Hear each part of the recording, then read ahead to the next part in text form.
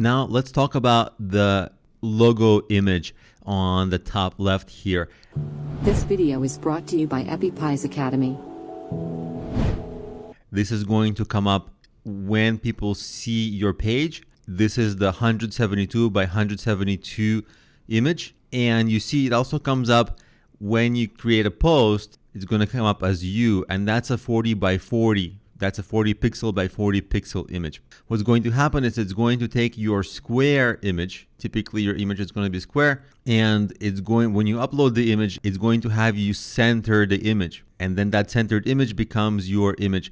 If at some point it becomes a little blurry, you can double the resolution so that when Facebook condenses it, the resolution still remains crisp. But essentially it's 172 by 172 pixels here minimum, and that's what you have to remember, and that this is going to appear as 40 by 40.